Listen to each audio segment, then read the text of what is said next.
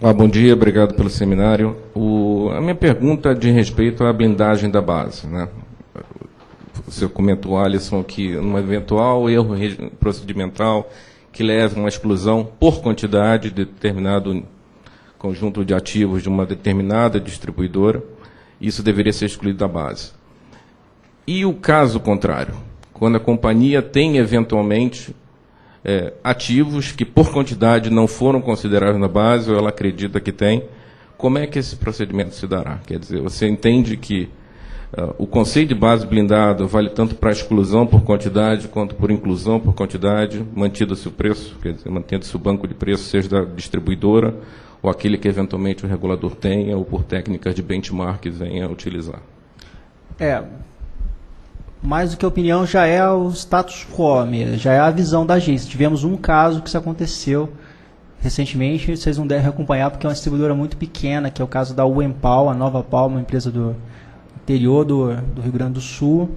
Ela teve um erro procedimental na valoração da base dela no segundo ciclo e se corrigiu se corrigiu também. Então, qualquer erro procedimental, seja a maior ou a menor, e não é só relação à quantidade, não. Aí, nesse caso, pode envolver quantidade, preço, mas também questões contábeis. Por exemplo, depreciação, você pode ter errado na hora de definir a depreciação, você pode ter errado na hora de definir o saldo de obrigações especiais, que impacta, né? Enfim, erros procedimentais. O regulamento previa um tratamento X, você aplicou um tratamento Y. Qualquer erro procedimental, envolve qualquer aspecto da base. Oi. Eu tenho uma pergunta sobre a questão do diferimento da parcela B. Só para ver se eu entendi corretamente, a analogia é exatamente igual ao que vocês fazem com os custos operacionais hoje, só que para toda a parcela B. É isso? Então, você vai ter uma empresa com a parcela B últimos 12 meses, você vai calcular a nova parcela B baseada nas regras vigentes e no período do ciclo de aniversário da companhia, isso vai... Tá. Um exemplo matemático. Reduziu 20% a parcela B. Eu posso reduzi-la 4% ao ano, 5% ao ano. Entendi.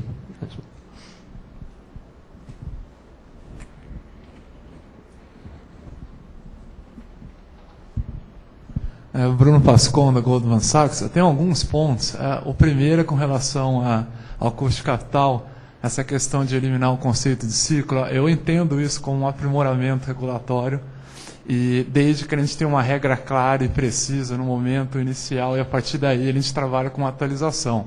Porque acho que a principal preocupação que o mercado vai ter é o seguinte: quantos WOCs regulatórios serão definidos, por exemplo, no intervalo de um ano? Eu sei que algumas distribuidoras esperam que seja um WOC por ano, mas, enfim, como é que vai trabalhar essa questão do custo mesmo de capital ano a ano, que com certeza a variável mais dinâmica que tem de modelagem é custo de capital. É algo que a gente consegue, a gente do lado de cá, modelando, atualizar com alguma frequência, se for o caso, até mensal. Mas uma preocupação que eu acho que o mercado vai ter é assim: no momento que for definida a variável discreta de tendência, se é média, mediana, moda, não alterar essa variável discreta de tendência. E aí, a partir daí, trabalhar só com o ajuste da série temporal e o deslocamento da série temporal, que eu acho que esse tipo de metodologia não geraria nenhum questionamento. Porque se em algum momento tiver alguma situação de mudança da variável de tendência, eliminando o conceito de ciclo, pode trazer mais incerteza, e tem a máxima do mercado financeiro, que é onde tem incerteza maior, o risco é maior, então, obviamente, a sua taxa de desconto ou o seu retorno mínimo exigido será maior. E aí uma reflexão da SRE, enfim, eu não tenho uma visão sobre isso, mas pensando na questão da eliminação do ciclo, será que o fato de trabalhar com WOCs regulatórios diferentes, que eu acho que é uma evolução natural, por exemplo, uma Coelce começando em abril de 2015 e uma Light em novembro de 2018, com certeza a dinâmica de custo de capital muda nesse intervalo. Mas será que isso não vai gerar, do ponto de vista da distribuidora, um incentivo a ela pleitear um reequilíbrio econômico-financeiro do contrato com mais frequência? Então, vamos imaginar um cenário, porque isso está previsto em contrato. Vamos imaginar um cenário que você define um WOC hoje de 7,50 e no ano seguinte ele foi, porventura, para 7,90. o que impediria uma distribuidora de pleitear um reequilíbrio econômico-financeiro, dizendo que, olha, o OC agora, o custo de capital ele é diferente, será que eu não teria que fazer um ajuste? Aí uma reflexão que eu colocaria é, nessa discussão de própria parcela B, ou seja, pensar em trajetória, se não é também possível pensar em abrir o custo de componente de capital, exatamente por conta do OC, também no ano de reajuste tarifário, não só de revisão. Ou seja, a partir do momento que você definiu a sua tendência, você vai ter um OC que vai ser calculado, não sei, uma vez por ano, com alguma periodicidade, se nesse cenário de mudança, uma distribuidora não poderia, para cima ou para baixo, recalcular o componente de capital, a remuneração de capital dela, no âmbito também do reajuste tarifário, para eventualmente evitar esses pedidos de reequilíbrio econômico-financeiros, se é que isso possa ser uma preocupação. Não sei, é muito mais uma reflexão mesmo. Esse seria o primeiro ponto. Tá, eu vou começar pelo final, tá? Que acho que é mais fácil. Bom, primeiro, a definição do OC é um componente de parcela B, né?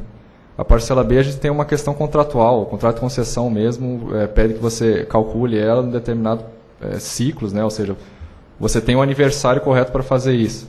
Alterar um componente de parcela B é até ir contra a concessão, e aí a questão do equilíbrio econômico-financeiro é muito mais um ponto de vista de direito administrativo do que está pactuado no contrato, do que uma questão de ajuste conjuntural. Então, assim, o contrato sendo respeitado, não há pleito de desequilíbrio. Por exemplo, a Ampla passa por um OC agora de 7,5, vamos dizer que ele vá para 7,90 para o próximo período, ela já não vai ter o 7,90 e vai ficar 5 anos com 7,5. Então, não caberia esse pedido de reequilíbrio. Com relação à questão da discussão da regra, é uma questão do que se quer privilegiar. A gente até no questionário que passou para vocês, a gente gostaria muito que vocês dessem esse feedback para nós. O que se deseja privilegiar num segmento de rede, talvez intensivo em capital, com uma maturação média de 7 anos para investimento? Vocês querem privilegiar a atualidade das séries ou estabilidade? Porque, de certa forma, essas duas coisas estão vinculadas. Eu não vou, por exemplo, eu não acho que é prudente, por exemplo, atualizar uma série todo ano se a janela for de 30 anos, por exemplo. Não faz sentido, a inércia é muito grande. Agora, se eu fizer uma janela de 5 anos, a atualização tem que ser mais frequente. Por isso que o Alisson tinha destacado que a escolha tem que ser conjunta. O tamanho da janela que eu vou fixar para definir o meu custo de capital vai determinar, de certa forma, com qual frequência eu vou atualizar esse custo. E fruto da frequência dessas atualizações, eu vou escolher também quantas atualizações eu vou fazer até rediscutir a regra. Então, por exemplo, pode ser eventualmente 2 atualizações até eu rediscutir a regra, se a atualização for em períodos curtos. Pode ser uma atualização se eu estiver atualizando a cada 5 anos, porque eu estou pegando séries gigantes. É uma escolha conjunta, entendeu? Você tem todo... Aí a decisão a gente não sabe realmente o que se espera. Se quer um ajuste toda hora ou se quer uma coisa mais permanente, porque o investimento foi comprometido, você vai ficar variando a remuneração dele a todo momento ou não. A gente não tem opinião nenhuma sobre o que é melhor fazer. A gente gostaria de ouvi-los e por isso até o questionário foi elaborado. Só complementar. A proposta da regra de atualização... A gente espera fazer essa proposta da regra de atualização naquela última etapa da audiência pública que a gente discute da aplicação. Aí, para todos os regulamentos, todas as metodologias, né, a gente vai ter uma proposta para periodicidade de reavaliação e como vai se dar essa reavaliação. Se vai ser só uma atualização, então vai ter uma proposta discutida na audiência pública também. Então, aí a gente vai ter que levar em conta essas considerações que você colocou. Em relação ao pedido de reequilíbrio econômico-financeiro, ela pode pedir a qualquer momento. Ela pode fazer isso hoje, pode atualizar a série, calcular um novo OC. Estou usando a sua mesma metodologia, atualizei a série, o OC deu maior e tudo, posso pedir. Só que o reequilíbrio econômico-financeiro, a análise vai se dar em relação a toda a parcela B. Toda a parcela B. Então, não é só, eu não vou lá pegar, rever a revisão dela e trocar o OC. Vai ter que ser um pedido... Agora, se ela tem razão, se o custo de capital aumentou e isso está gerando desequilíbrio econômico-financeiro, o contrato de concessão prevê que ela pode pedir. Isso aí faz parte da regra do jogo. Então, não é uma preocupação nossa em relação a isso, não. Até porque se o aumento do custo de capital estiver implicando um desequilíbrio econômico-financeiro, casado com todos os demais itens, é razoável. O contrato de concessão prevê que ela tenha esse instrumento. Então é razoável que se faça um reequilíbrio econômico-financeiro. Então não é uma preocupação nossa em relação a isso, não. Só para dar um pouco mais de clareza, a questão de pedido de reequilíbrio econômico-financeiro é muito difícil alguém pedir, porque teve um aumento de custo de capital pequeno, por exemplo, de 7,50 para 7,90. E, como o Alisson estava dizendo, a análise do pedido de equilíbrio econômico-financeiro, ele não se dá apenas no item de custo que aumentou. Por exemplo, houve a Celesc mesmo, por conta dessa majoração do custo de aquisição de energia do ano passado, ele pediu reequilíbrio econômico-financeiro. A gente fez uma análise dizendo o seguinte: não, dá para você esperar até chegar o momento do seu reajuste, que você vai receber a CVA, que compensa e tudo. E não é porque um item de custo aumentou que você tem que fazer o reequilíbrio econômico-financeiro. Você tem que olhar as receitas, o ganho de mercado, tem que olhar a empresa como um todo e abrir tudo para poder saber se ela de fato está em desequilíbrio ou não. Não é uma coisa simples. Então tanto que acho que não houve ainda na ANEEL nenhum caso de análise de pedido de reequilíbrio econômico-financeiro. Por exemplo, a CELG, que estava inadimplente, pediu um reequilíbrio econômico-financeiro. E aí, mas ele deu causa ao desequilíbrio, porque ficou inadimplente e não teve direito ao reajuste. Então a análise foi jurídica. Ninguém abriu o custo da CELG para dizer se ele estava efetivamente desequilibrado ou não. Diziam o seguinte: olha, você deu causa ao seu desequilíbrio, portanto, amargue com ele. Não vamos fazer nenhum reequilíbrio aqui. E teve um pedido da Electro também, né? Um pedido da Electro, porque teve uma majoração de perdas lá na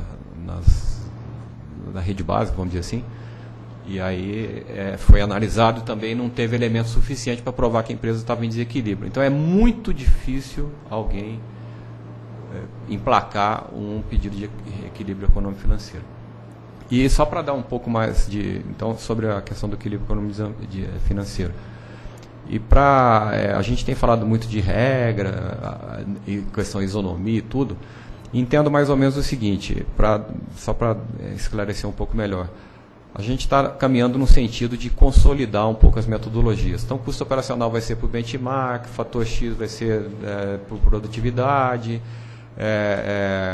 o OC vai ter uma estabilização da metodologia, uma consolidação da metodologia. Então, entendam que a questão extinguir o ciclo significa mais ou menos o seguinte: eu vou aplicar a mesma metodologia para todo mundo, porém com parâmetros diferentes, porque esses parâmetros serão atualizados periodicamente, dependendo de cada metodologia da sua dinâmica. Então, custos operacionais eu posso colocar mais anos na série para poder fazer o benchmarking lá, as análises de comparativas, custo de capital andando com a janela para frente, para trás também. Então é mais ou menos nessa linha. Então, mesma metodologia para todos, parâmetros diferentes dependendo de quando se processa a revisão tarifária. Está claro. E com relação à base, 2 pontos. Primeiro, com relação à questão da blindagem, eu entendi perfeitamente a questão de erros procedimentais, mas a gente sabe que no ciclo anterior, algumas distribuidoras podem recorrer até à justiça, dependendo do resultado de um recurso, exatamente tentando pegar o aspecto legal do conceito de blindagem. Então, assim, só para entender se agora, nessa proposta de mudar, se a Procuradoria-Geral da ANEEL, ou seja, já houve um clear, vamos colocar dessa forma, de que esse conceito novo de blindagem da base ele não vai suscitar eventuais recursos acima da ANEEL, ou seja, dependendo da discussão do passado, né, por conta do termo legal, ou seja, do conceito em si da blindagem. Então esse seria o ponto número 1. E o ponto número 2 é uma preocupação que a gente tem com relação ao custo de capitalização de mão de obras e terceiros, porque o que a gente nota é que a inflação de serviços tem ficado muito acima de inflação, né, de custo, né? E um dos aspectos disso está diretamente relacionado à eficiência. Então, por exemplo, se uma empresa resolve concentrar investimentos em determinado ano e ele tem aquele prazo para entregar aquele investimento, obviamente que você pode ter uma pressão no custo de mão de obra para entregar dentro daquele prazo, e isso não necessariamente está alinhado com a modicidade tarifária. Então, só se a SRE pensa em dar um tratamento regulatório mais claro para essa questão do custo de capitalização de mão de obras de terceiros no componente da base, para tentar ter se não um banco de preços da ANEEL, mas um tratamento mais específico para essa questão, para evitar distorções por falta de eficiência de gestão mesmo de CAPEX, ou para refletir uma realidade nova de uma inflação de serviço maior do que uma inflação de custo, né? Seriam basicamente esses dois pontos. Vou começar do último, então. Claro que tem que refletir a definição da base, os valores com o ICA, esse problema específico, a base tem que refletir a realidade atual. Então, se isso é um fator de pressão de custos, tem que estar refletido na definição dos valores da base de remuneração. Como fazer isso? Ainda é isso que a gente está estudando. Então, a gente já ouviu algumas vezes esse argumento e a gente está estudando. Claro que tem que ser realista, tem que refletir. Se isso é um fato, a metodologia da base de remuneração vai ter que refletir esse aspecto. O importante é que seja avaliado e empiricamente demonstrado que isso está acontecendo, né? Isso que é importante. A gente sempre preza pela avaliação empírica enfim. E em relação Alisson, só complementando, a questão, isso que você está falando é o CA, né? É o custo de instalar uma linha de distribuição, por exemplo, porque a mão de obra pode estar mais cara ou mais barata e ela não é um percentual do custo da obra, né? Então isso já foi avaliado. O com ICA normalmente ele é tratado por percentual também, né? Então imagina a seguinte situação que foi trazida até por empresas aqui, que a empresa é super eficiente nas suas compras e consegue comprar postes e as estruturas lá, os cabos, por um preço mais baixo. Se você aplica um percentual em cima um percentual regulatório, para dizer que a mão de obra para fazer a instalação é um percentual do custo da obra, quanto mais eficiente a empresa, mais você a penaliza, porque não necessariamente a mão de obra ela segue o mesmo preço da estrutura lá, dos equipamentos.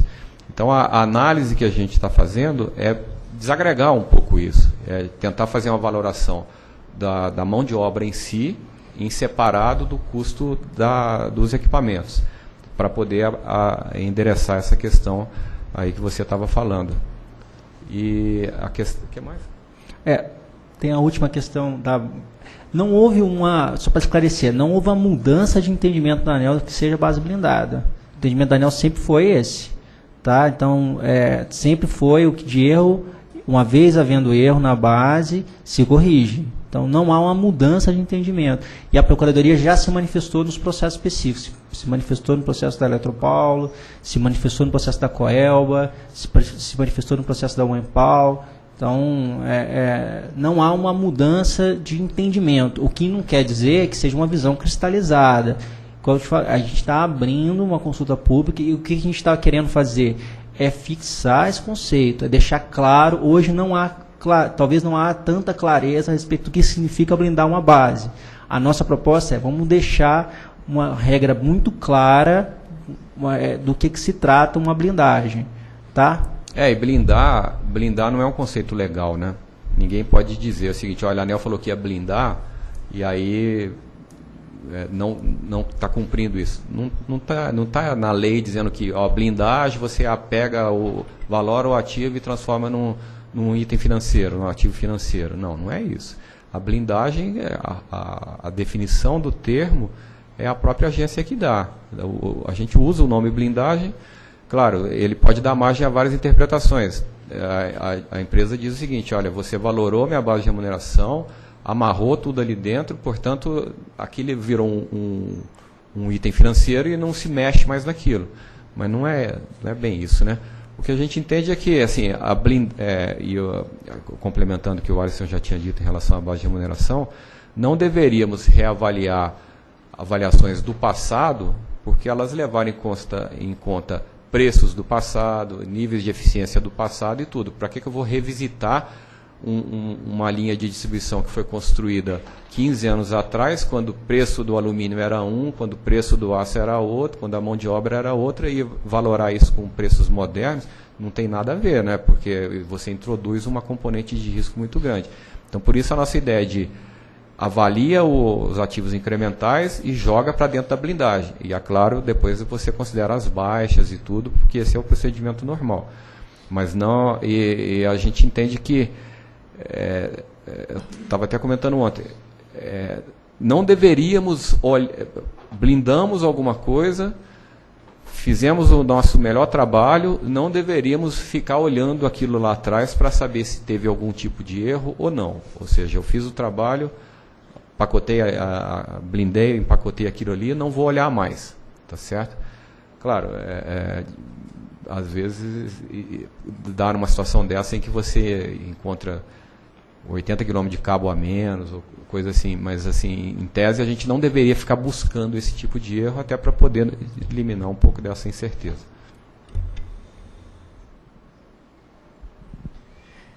Marcelo Sá, da 20 Partners. Eu tenho uma dúvida em relação a se vocês pensam em colocar algum tipo de incentivo para empresas que têm um CAPEX eficiente. Digamos assim, vamos supor que a ANEEL tem lá o banco de preço do que você considera que é um CAPEX para determinado investimento, e aí tem uma empresa, enfim, que é grande, tem escala, consegue apertar o fornecedor e consegue fazer esse CAPEX num preço mais barato. Se a ideia de alguma forma beneficiar essa empresa, ou seja, ela ganharia uma margem porque ela tem um CAPEX mais eficiente, ou você vai considerar o CAPEX efetivo que o cara tem para poder ser contabilizado na base? Obrigado. Mais para frente, não agora, nessas revisões, mas mais para frente a gente vai ter o banco de preço de equipamento. Aí isso aí pode ser considerado. A gente não tem condição de fazer isso agora, não tem o banco de preço de equipamento. Aí o banco de preço ele seguiria a mesma linha do custos operacionais, por exemplo, tem um preço eficiente, vamos dizer assim, empresas, o preço médio, né?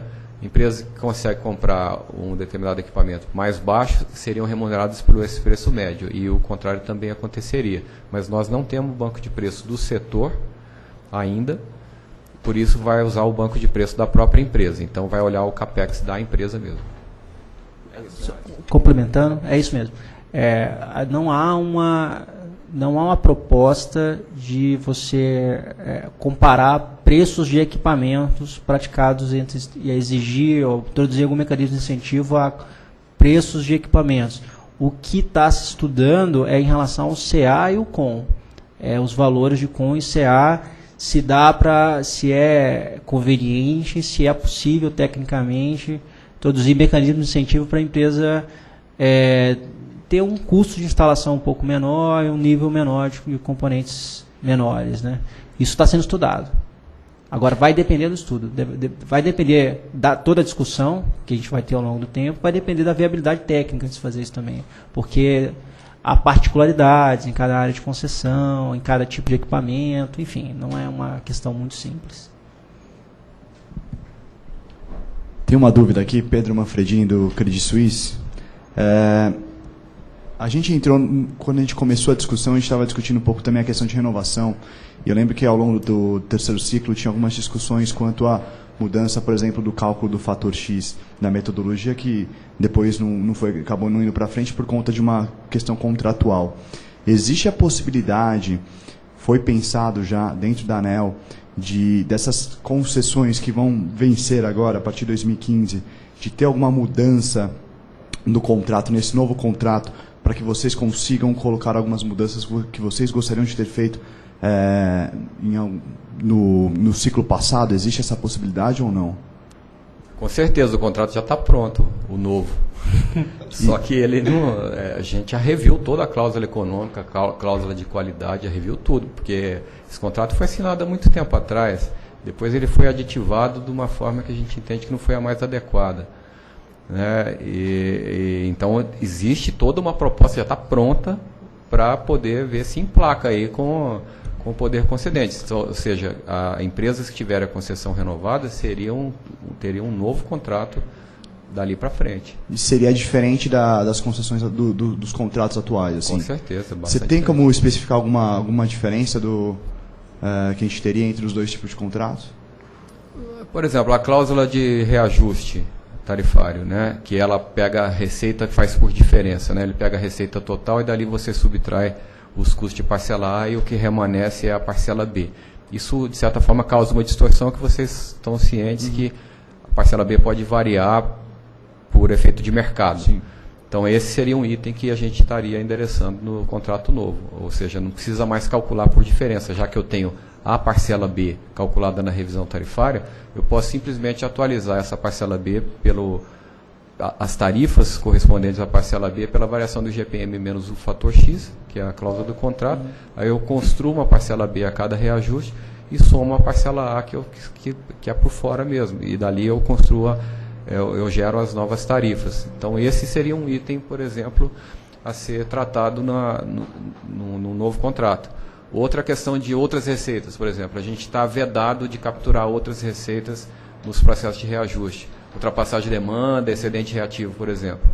Também é uma coisa que está fora. Então, poderíamos ver isso nos novos contratos.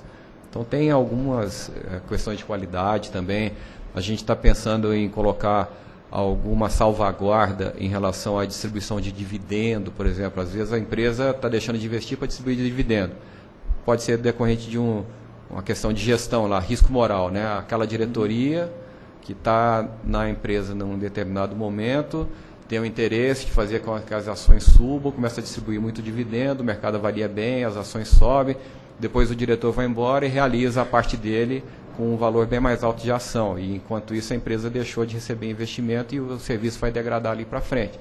Então, por exemplo, poderia colocar uma salvaguarda no contrato que precisaria de uma anuência ou precisaria de um nível mínimo de investimento para poder... Alguma coisa assim, entendeu?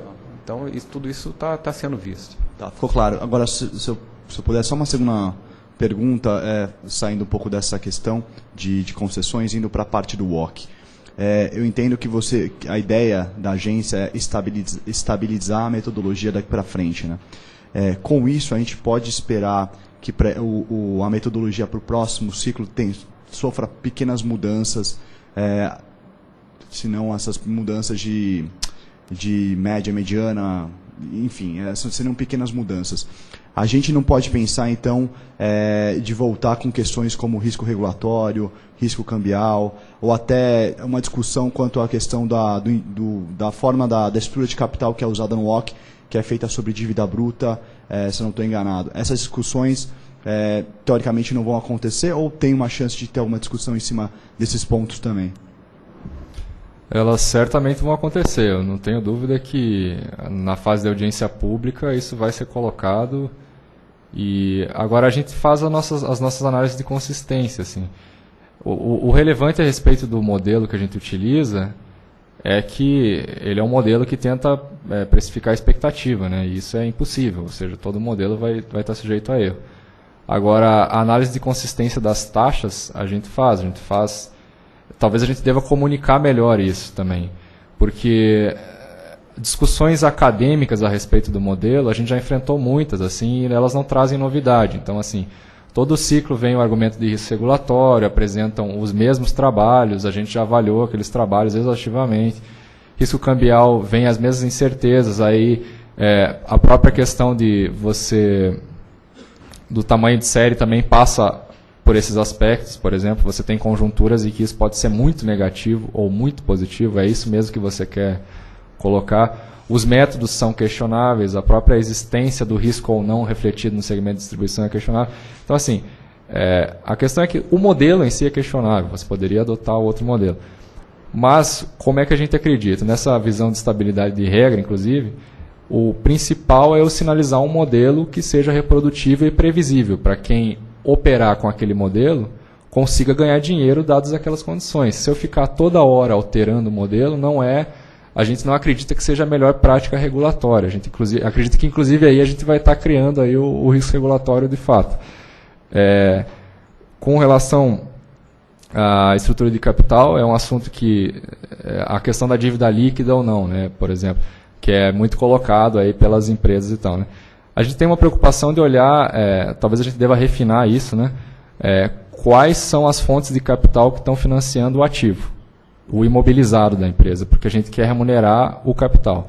A disponibilidade ela pode ser errática em função da empresa ter custos operacionais abaixo do regulatório, porque a gente premia a eficiência. Então, por exemplo, eu estou assumindo que ela tem uma dívida menor para financiar o capital dela, quando na verdade ela está conseguindo arbitrar, inclusive, taxa de juros, pegando BNDES e investindo em título do Tesouro, porque ela é eficiente em custo operacional. Então, assim, a gente tem que idealizar uma empresa equilibrada regulatoriamente, não só do ponto de vista real. E do ponto de vista regulatório, a disponibilidade que a empresa precisa ter é talvez aquela que a CVA trata, que é, digamos, a questão do giro, entendeu? Agora, talvez seja um refinamento possível a gente identificar as linhas que as empresas têm e talvez dizer, olha, esse tipo de dívida aqui, que é uma dívida de curto prazo, eu não devo considerar para a composição da base, para a composição da minha estrutura. Talvez seja uma forma. Agora, eu não posso, por exemplo, assumir que uma dívida de BNDES, por exemplo, ela não está financiando o capital, entendeu? A nossa preocupação é mais do que valuation e mais do que ver também se a empresa tem condições de pagar seus credores e seus acionistas. A gente tem uma preocupação de ver como o capital dela é financiado. O capital ativo físico mesmo, porque é sobre essa base que vai incidir o nosso WOC. Tá bom, obrigado. Bom, eu, novamente, o Marco Severini, JP Morgan, eu tenho algumas preocupações que eu gostaria de dividir com os senhores, né? Uma delas é em relação ainda à questão do cálculo do WOC. Eu acho que vocês colocaram algumas vezes que, enfim, dificilmente a questão do risco regulatório deve voltar, ou eventualmente a questão cambial também. Mas acho que um ponto importante para a discussão, eu acho que hoje nós já temos uma série longa, e é possível isso, seria o cálculo do beta, né? Eventualmente você passar a adotar, sim, empresas brasileiras, locais, e certamente isso daqui você vai capturar indiretamente, de uma forma muito mais adequada, o risco regulatório, né? Então esse é um ponto importante que eu gostaria de deixar aqui para vocês. Um outro aspecto importante também é em relação a algo que a MP 579 trouxe. Lá ficou muito claro que investimentos 100% depreciados, em que um operador, enfim, estaria fazendo a gestão desse ativo, ele teria direito a uma remuneração. Esse conceito, né, que foi definido pelo MP é válido para geração e transmissão. Minha pergunta é, vocês pensam de alguma forma trazer isso para distribuição também, uma vez que você tem ativos 100% depreciados e vocês têm obrigações especiais também, isso faz parte da discussão e, enfim, esse é um ponto que as empresas fazem a gestão e, eventualmente, poderiam ter direito a algum tipo de remuneração também. Então, são esses dois pontos. Obrigado. Com relação ao último ponto, eu acho que tem que, de fato, ser estudado, né? A gente tem que tomar alguns cuidados com relação à definição do que se quer remunerar, né? Se a gente identifica que há um risco na prestação de serviço, esse risco não existe só sobre ativo 100% depreciado. Então, por exemplo, a gente deve tomar muito cuidado, porque toda a lógica, não é só no Brasil, isso é no mundo inteiro, é de remuneração da base do capital.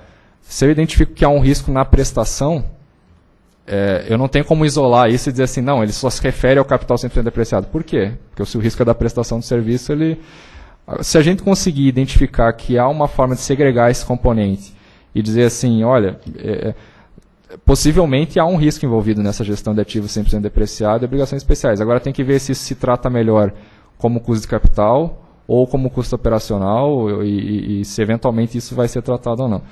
Complementar nesse último ponto, antes de a gente vai discutir certamente esse ponto e a nossa dúvida é o conceito mesmo, é o que o Paulo colocou. Qual que é o conceito dessa... Porque a gente acha que não ficou bem definido lá na transmissão e na geração, não ficou muito bem definido o que se tratava aquilo.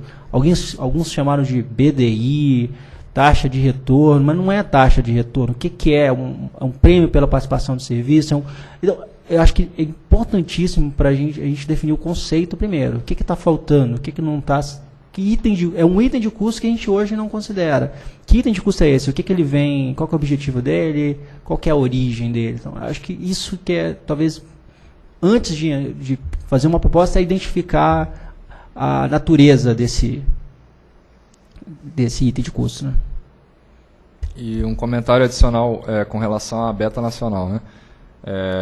Você se refere a um modelo inteiro do CAPM aplicado ao Brasil ou apenas um cálculo de beta, convertendo cotação de ação em dólar? Só o cálculo de beta, né? A gente faz essas simulações, tá? Por incrível que pareça, se você calcula o beta nacional convertido em dólar, ele dá muito próximo do nosso beta realavancado. E outra coisa é assim, você não tem você não tem um número representativo de empresas que atuem em cada segmento em separado. Se você for pegar a empresa que só está atuando na distribuição, se eu não me engano, é Equatorial. Eu acho que não tem mais nenhuma que não envolva transmissão e geração naquele bolo. Tudo bem que nos Estados Unidos a gente não encontra isso também, mas a gente pega empresas que têm uma representatividade muito grande de segmento de rede.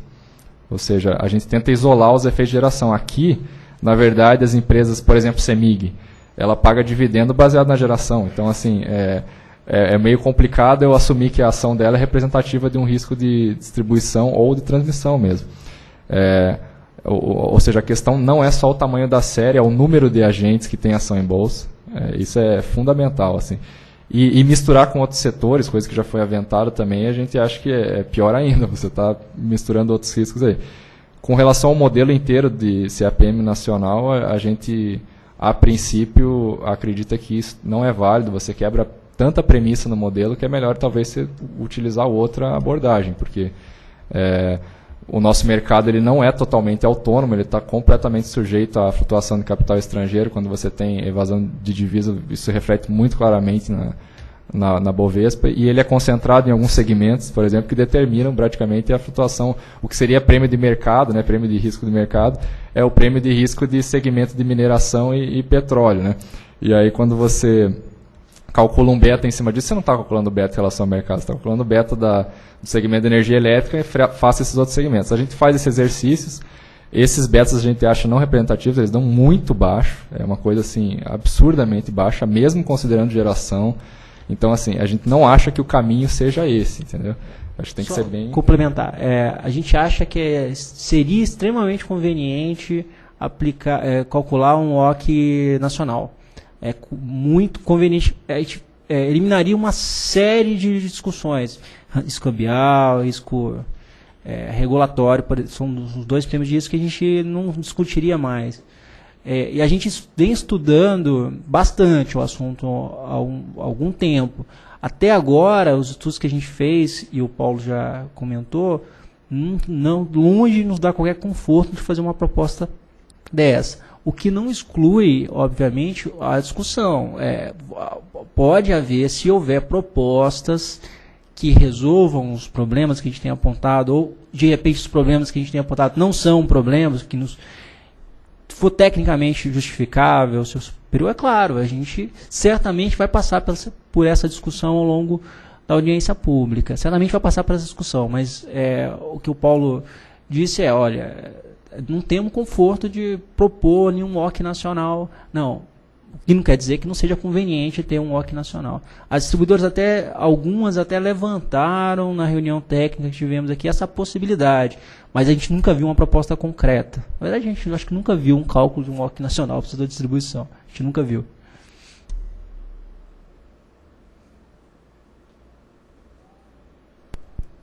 Para nenhum setor. Para nenhum setor.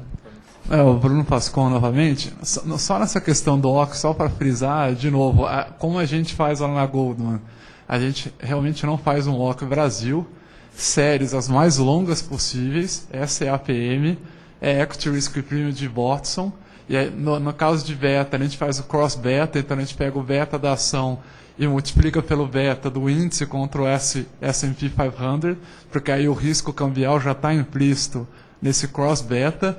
Então, acho que a única sugestão que eu deixaria é que tentar trabalhar com as séries mais longas possíveis, mas, dado que a questão é tentar mudar de acabar com o conceito de ciclo, porque no ciclo, para a gente era muito cômodo. Definiu lá 11,26, 9,95, depois 7,50, a gente colocava em todos os modelos uma consistência global. Então, a distribuição eu estou avaliando a 7,50. Para a gente era mais fácil. Então, acho que assim, eu acho que é uma evolução regulatória você acabar com a questão do ciclo. Mas deixar muito claro em cada um dos componentes de série e de variável discreta de tendência qual o critério que a ANEEL vai adotar. Se isso ficar bem claro na regulamentação, eu acho que não vai gerar questionamento nenhum. Porque a preocupação que o mercado tem é se isso, em algum momento, poderia trazer mais incerteza. Porque aí, se trouxer mais incerteza, o mercado vai querer colocar um prêmio de risco adicional. Se ficar muito claro, desde D0, qual é a metodologia, que isso não vai mudar, e qual é o seu critério de periodicidade de ajuste de série temporal, acho que isso não vai dar questionamento nenhum para o modelo de consistência global do OC regulatório. Só para consolidar bem essa ideia, imagine dois cronogramas, tá? Um cronograma em que eu reviso a regra, ele é mais longo, e um cronograma em que eu atualizo a série. Nesse que eu atualizo a série, eu não vou... A proposta seria, a gente não vai ficar inventando moda. Vocês vão saber com antecedência qual será o prazo para a atualização da série, e inclusive qual que vai ser o prazo para rediscutir a regra. Na própria regra, a gente propõe que a própria regra que sairia aprovada já venha com esses dois prazos lá, dizendo, olha, de tantos em tantos anos eu vou recalcular, e em tantos anos eu vou revisitar a regra. E aí, desculpa, reforçando, essa proposta, ela na verdade aumenta a previsibilidade, porque você diz o seguinte, olha, suponha, não sei se vai ser isso, mas daqui 3 anos eu atualizo o cálculo, daqui 6 anos eu reviso a regra. Você tem 6 anos de previsibilidade, em vez de 4 anos. Esse seria o ideal. E aí, com relação ao CAPEX, aí não sei se é um entendimento errado que eu tive agora do terceiro ciclo, mas eu fiquei com a impressão que a regra da etapa 1 e 2 dos custos operacionais, quando você compara com o custo da empresa de um ano anterior, né, para fazer o ajuste da trajetória, você incluiu a variável do custo de capital, ou seja, o CAPEX em si, nessa análise desse custo, o que, a meu ver, criou um incentivo da empresa maximizar o CAPEX um ano antes da revisão tarifária, para de alguma forma ter um componente T menor ou zero mesmo. Então, não sei se é um equívoco, mas, além disso, acho que é uma questão que, não sei se vocês estão discutindo, é voltar à figura de ter um CAPEX regulatório. Se isso, do ponto de vista de fiscalização, melhora a vida da ANEEL, ou seja, voltar a pensar em CAPEX regulatório, até para essa discussão de dividendo contra investimento.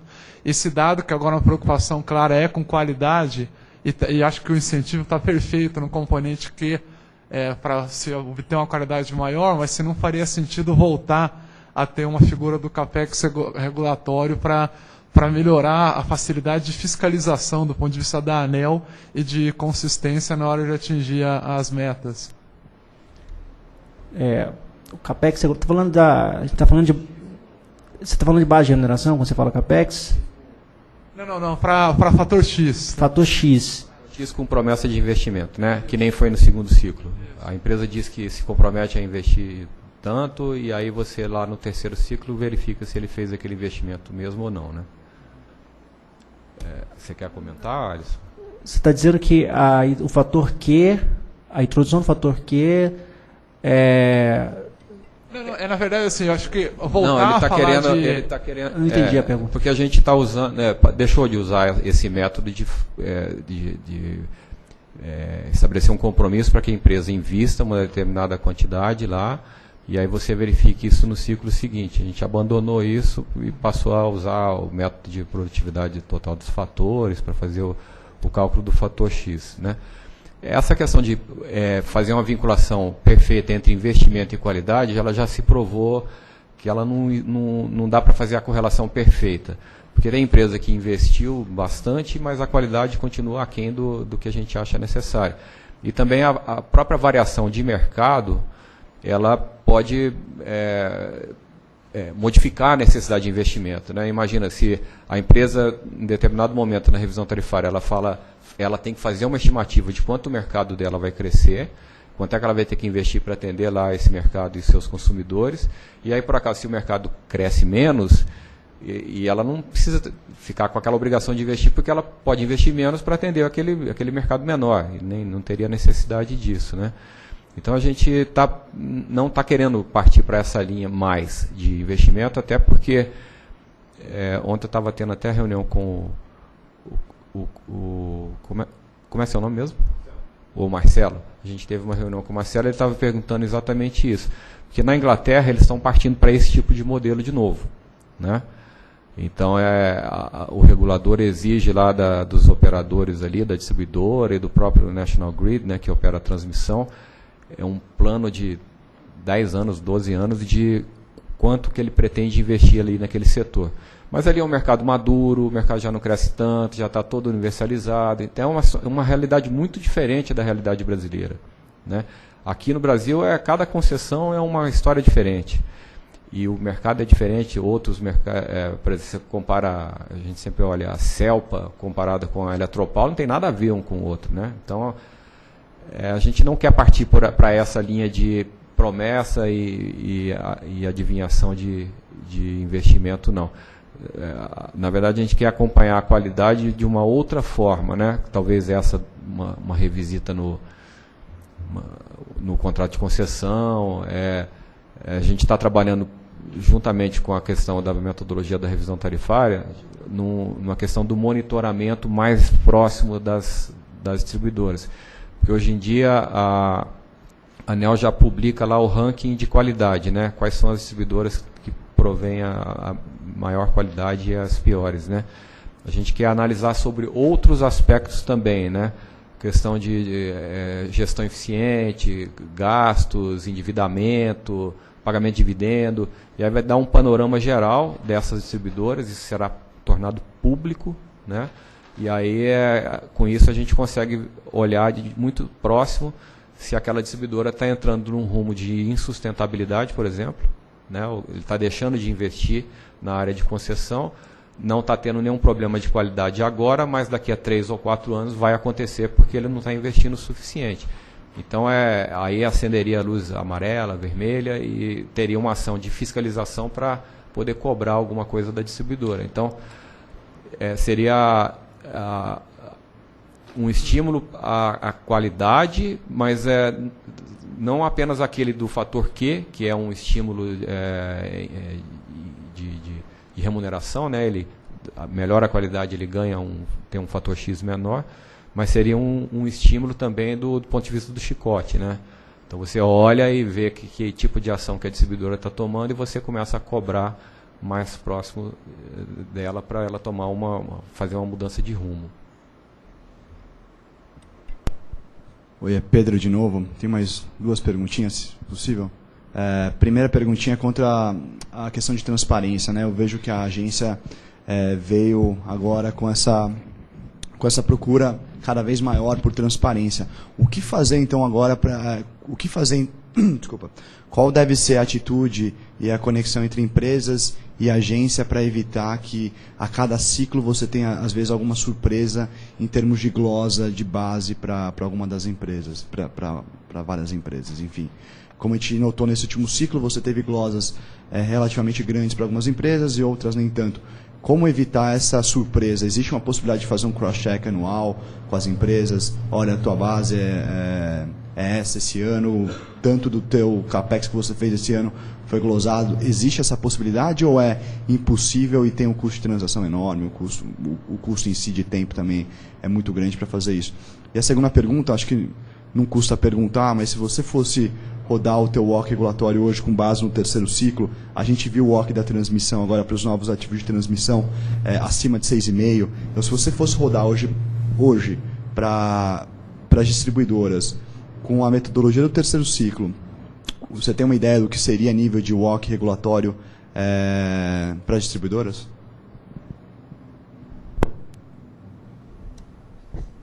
Não sabemos. A gente vai ter que aguardar um pouco as simulações, até porque aí está em estudo ainda, essa parte empírica ainda está em estudo, a gente está levantando base de dados, está avaliando, por exemplo, qual é o tamanho da série. Se você me dá os parâmetros, eu calculo para você, mas o problema são os parâmetros, né? Em relação à base, o que causa aquelas diferenças enormes, as que surgem em algumas empresas principalmente? Às vezes uma certa imprecisão do que é investimento do que não é, e o que vai ser considerado na base do que não vai. É um pouco ausência de regras. É você não ter parâmetros. Então, assim, Óbvio que pode haver má-fé de algumas distribuidoras contabilizando coisas que não existem, pode haver, mas em muitos casos que há uma certa incerteza. O nosso manual de contabilidade, ele não tem uma lista exaustiva disciplinando cada intervenção que a empresa faz na rede, se é investimento ou se é despesa operacional. Então chega na hora da valoração da base de remuneração, aí a fiscalização identifica, e aí depende muito da atuação do fiscal naquele momento, identifica itens que ele entende que não são despesas operacionais. Às vezes a empresa entende que mas cabe uma certa interpretação ali, e aí que surge a grande discussão, né? Tem a questão dos erros, tá? Mas tem essa questão que é metodológica. Olha, eu acho que eu acho que não é. E é isso que a gente está avaliando se não é melhor diminuir essa discricionalidade. Se tivesse parâmetros já previamente definidos de como definir os valores de base de remuneração, e aí eu estou falando aquele CA e COM, que é a grande discussão, né? Se a gente tivesse parâmetros já definidos, a discussão diminuiria, senão se encerraria. Assim como não há discussão fator X, por exemplo, não há discussão, não há custos operacionais, praticamente não há discussões, porque já tem uma regra definida, clara, tem os parâmetros que eu vou utilizar, qual que é a formulação. Na base, infelizmente, a gente não tem essa discricionalidade. Dá para ser menos discricionário? Vamos investigar, mas se tiver como ser menos discricionário e os parâmetros já pré-definidos, a gente poderia, no limite, a gente poderia a todo ano calcular a base de remuneração, se os parâmetros estiverem definidos. Assim como eu poderia fazer uma atualização de custo operacional a qualquer momento, porque eu já tenho os parâmetros definidos. Então, é isso que a gente está procurando, está investigando, e esse é o norte que a gente está querendo. Se a gente conseguir, aí vai minimizar, vai reduzir bastante a surpresa, exceto quando haver erros. Né? Então, se a empresa fez uma contabilização inadequada, contabilizou um ativo que não existe, enfim, aí, obviamente, vai haver diferenças, mas não em função da metodologia da ANEEL, do procedimento da ANEEL, mas um erro de informação, contabilização por parte da empresa. A ideia é melhorar a regra para reduzir o espaço de discricionariedade na hora da fiscalização da base, né? E são dois assim, motivos para que o laudo não saia, a base não saia como esperado. Um é esse, talvez existe uma discricionariedade muito grande na hora da fiscalização, pode extrapolar alguma coisa e depende de quem faz essa avaliação. E o outro é porque, às vezes, a empresa contabiliza custos operacionais como investimento, isso aí teria que ser glosado, né? Então, talvez é melhorar o manual de contabilidade, e a outra é dar contornos mais bem definidos para as regras de fiscalização lá da base. Mas um ponto que a gente quer colocar também, e que provavelmente devemos seguir por essa linha, é que a definição da base de remuneração hoje em dia, ela não é tão transparente quanto as outras metodologias. Então aposto que vocês nunca viram um laudo de base de remuneração. Primeiro que são planilhas enormes, né, e de vários megas, aí não daria nem para colocar em discussão na audiência pública. Mas a gente está trazendo tudo isso para dentro do sistema corporativo da ANEEL. Então, um dos pontos que devemos trabalhar é disponibilizar esse sistema na internet para que ele seja acessado, já que não dá para fazer download numa planilha de 150 MB, por exemplo, disponibilizar o sistema para acesso por vocês todos, pela sociedade como um todo, para, de certa forma, avaliar aquele laudo de base de remuneração, no fim, com a finalidade de dar mais transparência também para esse processo. Bom dia, obrigado pela reunião e oportunidade de falar com vocês. Eu tenho uma pergunta que é sequência da pergunta do meu colega aqui atrás sobre a renovação na distribuição.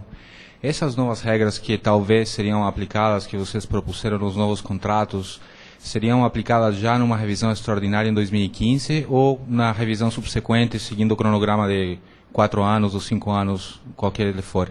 Obrigado. Não sabemos. Eu acho assim, o setor de distribuição ele vem sempre passando por revisão tarifária. E essa revisão tarifária ela busca estabelecer o equilíbrio econômico-financeiro daquela área daquela distribuidora. Então, no nosso entendimento, não haveria necessidade de fazer uma nova revisão em 2015, sendo que a distribuidora eventualmente possa ter passado por uma revisão em 2014, sei lá, alguma coisa assim.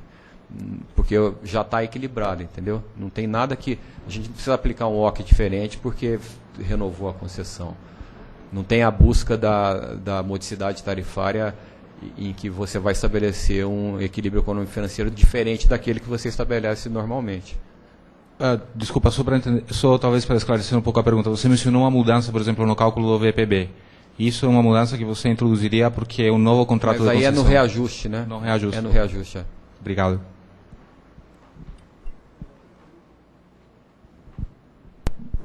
Bom, Miguel Rodrigues, do Morgan Stanley. Bom, cada metodologia, parâmetro de WOC, ela é bem questionável.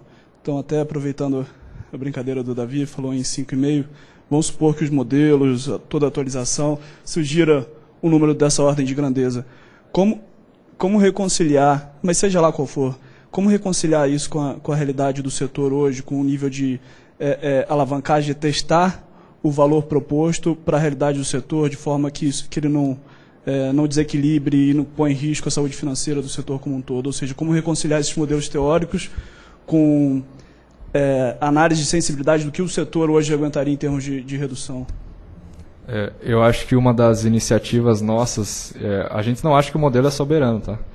A gente acha que o modelo que é expectacional, ele só funciona bem se ele refletir bem a expectativa. Então, a gente não quer calcular um número, dizer assim, é esse, tipo, se virem porque eu sou mais realista que o rei. Uma das coisas que a gente quer fazer nesse processo é justamente saber a opinião de quem está do outro lado. Então, assim, mas a gente tem uma dificuldade quando a gente conversa com as distribuidoras, porque a distribuidora ela não tem compromisso além de dizer que está baixo. Então, assim, por isso até que a gente quer estabelecer um diálogo com vocês, aí, que eu acho que são representantes do mercado, que podem dar uma visão se aquilo que... Mais do que detalhes técnicos do modelo, mas se o resultado do modelo está coerente. E porque a gente faz as nossas análises de consistência, mas a gente tem uma visão parcial da coisa. A gente compara com Selic, nota do Tesouro, etc. A gente talvez deva comunicar essas comparações também, a gente não comunica. A gente compara com cálculos internacionais, aí observando bem a metodologia para ver se o resultado do cálculo internacional tem algum ajuste diferente do nosso. Porque eu acho que a nossa taxa não é bem comunicada no geral. Então, assim, quando você joga um valor lá, eu já tive a oportunidade de responder nota de imprensa, se eu não me engano, para o Valor Econômico, que a comparação era direta do 7,5 com poupança. Aí você fala, não, pelo amor de Deus, né, vamos construir aqui o que é o capital próprio, o que é o nosso capital próprio bruto antes de pagamento de impostos. Qual que é o custo de dívida que a gente está considerando? A gente não divulga isso, com facilidade, vem tudo já tratado com desconto de inflação dos Estados Unidos, a gente não recoloca a nossa inflação, a gente já dá o tratamento tributário lá, sai um número que muita gente, aí eu falo, não entende. E isso é culpa nossa, porque a gente está calculando ele e não está comunicando direito. Então, assim, uma das questões para conciliar isso, a gente não quer chegar num número absurdo, e a gente quer ouvir a opinião de vocês, por isso o questionário, eu sei que talvez vocês não tenham respondido, a gente gostaria muito, vocês não precisam se identificar, é só marcar xizinho ali e tal.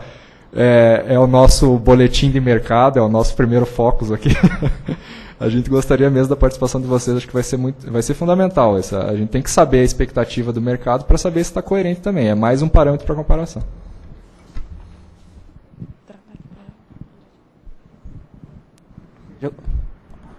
Vocês que vão definir o WOC no questionário aí agora.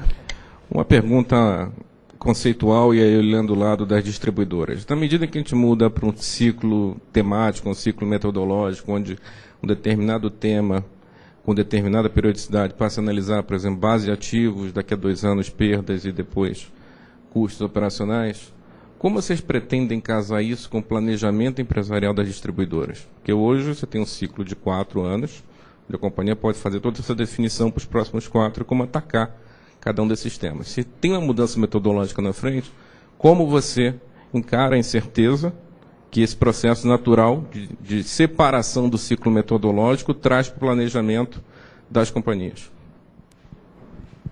Posso dar um exemplo? Eu só quero dar um exemplo, então. Vamos supor que a gente continuasse com o ciclo. A Ampla ia passar por revisão em 2014, depois em 2019. Ela ia pegar a regra do 5º ciclo, ia ficar 5 anos sem saber o que ia acontecer lá na frente. Assim, não é uma novidade para as empresas, entendeu? Elas já trabalham com isso. Elas, sabendo os prazos de atualização de cada metodologia, elas vão se programar dentro disso. E a preocupação nossa é grande, muito grande com isso.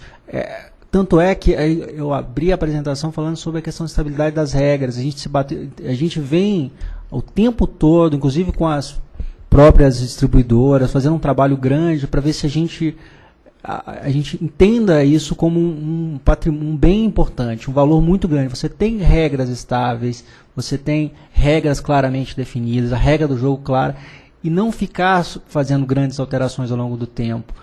Isso aí para a gente é importantíssimo, isso é uma questão fundamental. O que vai dar segurança para o investidor, para a Endesa lá, fazer um investimento na Ampla, que vai ter revisão em 2019, já que ele não sabe a regra, vai ser esse valor, esse bem. Olha, esse é algo que a agência valoriza muito, e a regra está aí, está posta. Eu consigo ter previsibilidade, não só para 2019, para 2020, 2025.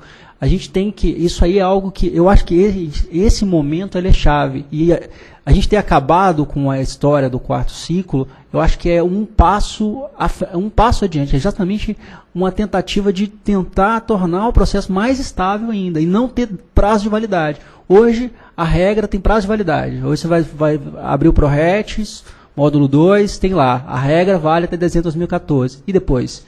Então, eu acho que esse momento ele é fundamental. E a gente vai tentar fazer isso, principalmente ao longo de 2014, rediscutir isso a cada momento e tentar fixar e tornar as regras cada vez mais previsíveis. Só retificando aqui a informação do ar, a gente ter proposto acabar com a questão do ciclo, porque, como eu disse, a consulta pública é a iniciativa da área, mas quem aprova é a diretoria, pode ser que ele não goste. Mas eu acho que a tendência é que acabe, mas a gente não pode afirmar isso ainda.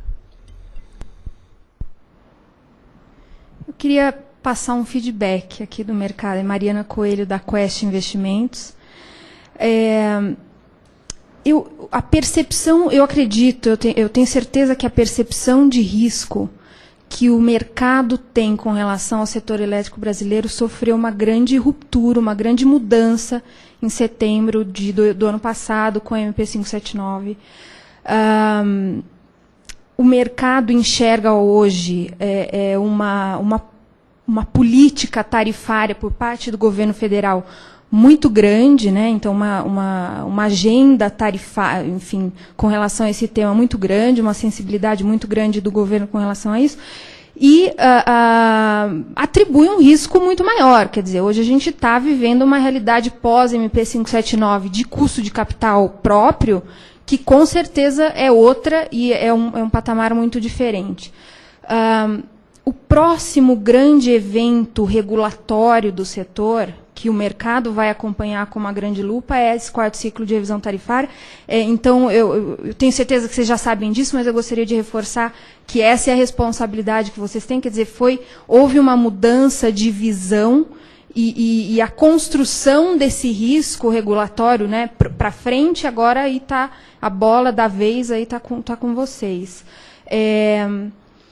E eu só tenho um pouco de preocupação com relação a essa questão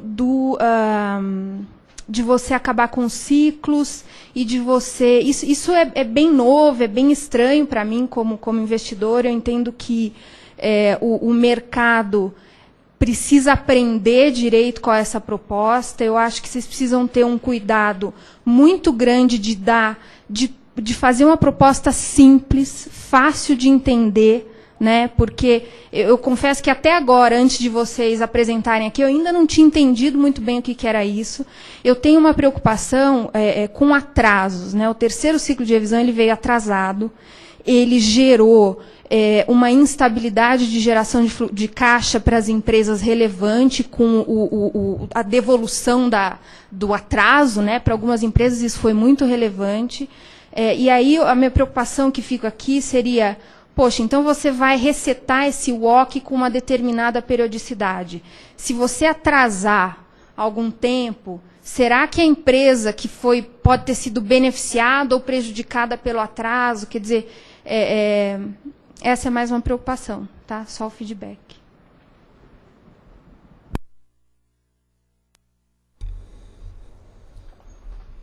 Eu acho que a preocupação é legítima. Realmente a MP 579 ela introduziu um ruído grande aí no setor. E essa questão de emissão de decreto, injeção de recursos do Tesouro, da CDE, unificação de contas, isso tudo é uma bagunçada aí no setor. Mas acho que a tendência é se estabilizar daqui para frente e não ter mais muito ruído, né? A gente está ciente da responsabilidade que temos na fixação da metodologia. E essa questão do ciclo, eu acho que o meu entendimento talvez é bem mais simples até do que o que a gente tem falado. Assim, se estamos caminhando no sentido de fazer uma consolidação metodológica, significa o seguinte: a metodologia vai se manter estável, ou seja, previsível, e você vai estabelecer uma periodicidade para definição de parâmetros que essa metodologia produz. Então, acho que é tranquilo, não vejo nenhum... E assim, claro, a gente vai tentar veicular isso da forma mais simples possível, mas eu não vejo muita... E assim, é difícil, né, você atrasar a definição, se você falar, de 3 anos eu vou definir o novo OC.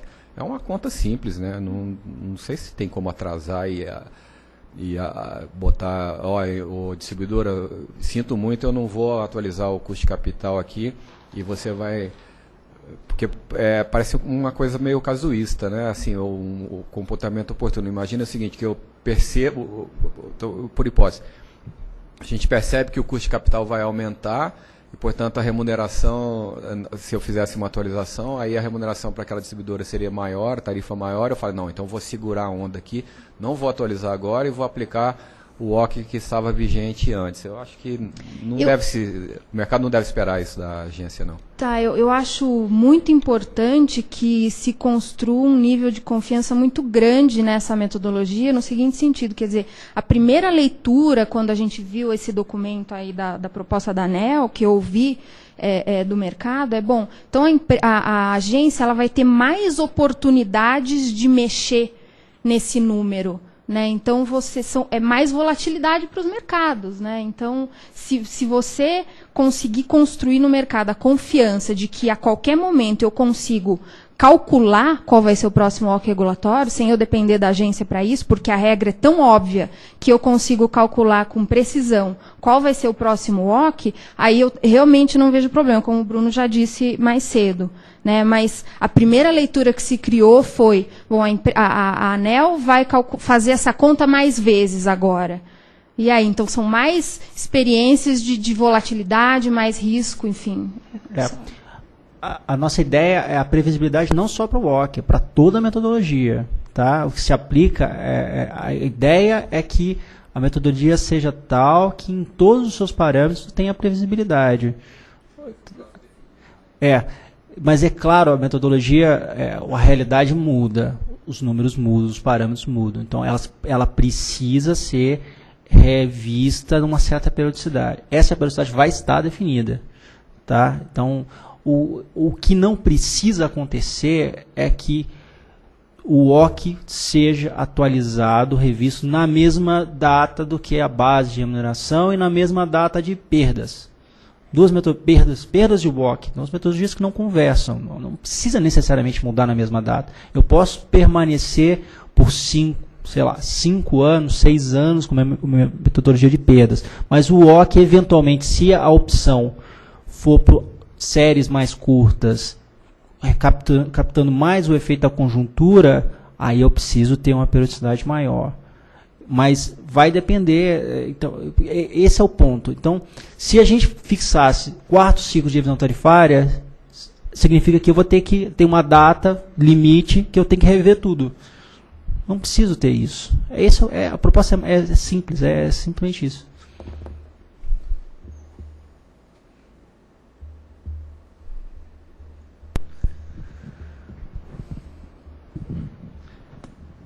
Eu sou Fabiano da Itaú Asset. Só complementando um pouco o que a Mariana falou, eu acho que realmente houve de fato uma percepção maior de risco pós-MP 579, mas também quando, enfim, para quem olha para outros setores, né, enfim, Petrobras, toda essa saneamento, toda essa dificuldade às vezes de implementar a tarifa, né, eu acho que para o investidor estrangeiro que olha não tão detalhadamente o setor elétrico como a gente olha, né, então acho que realmente toda essa questão aí de setores regulados no Brasil talvez exigisse realmente um beta mais elevado.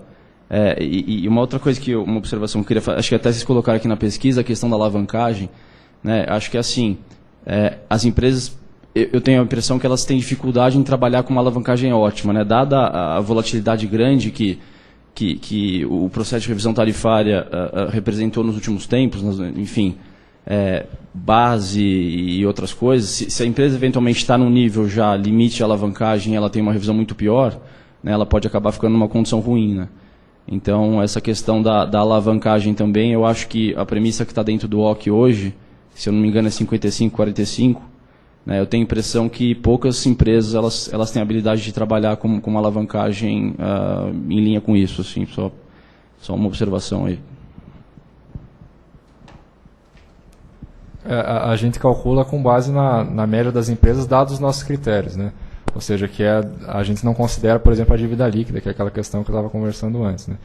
Então, dado o nosso critério de cálculo de alavancagem, que é especificamente sobre o ativo imobilizado que é destinado à prestação de serviço, ou seja, não é uma alavancagem num conceito financeiro tradicional, essa é a alavancagem das empresas, ou seja, então é a média das empresas, na verdade. Então, assim, tem empresa acima e tem empresa abaixo.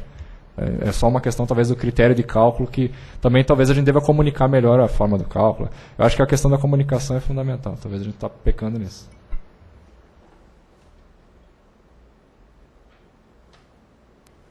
Mais algum ponto, pessoal? Bom, então, agradeço a presença de vocês, estamos à disposição. A ideia é que, com o andamento aí dos processos de audiência pública, outras reuniões sejam feitas também, tá? Quando essa reunião foi sobre a consulta pública, a gente vai colher as contribuições de todos aqui e para consolidar a proposta que vai para a audiência pública, mas na fase de audiência pública, outras reuniões também vão acontecer, até para a gente trocar ideia com vocês, diferentemente do processo de audiência mesmo. O questionário que vocês eventualmente tenham preenchido, deixa ali, por favor, no balcãozinho lá na entrada, que aí a gente vai ver se vocês passaram na prova ou não.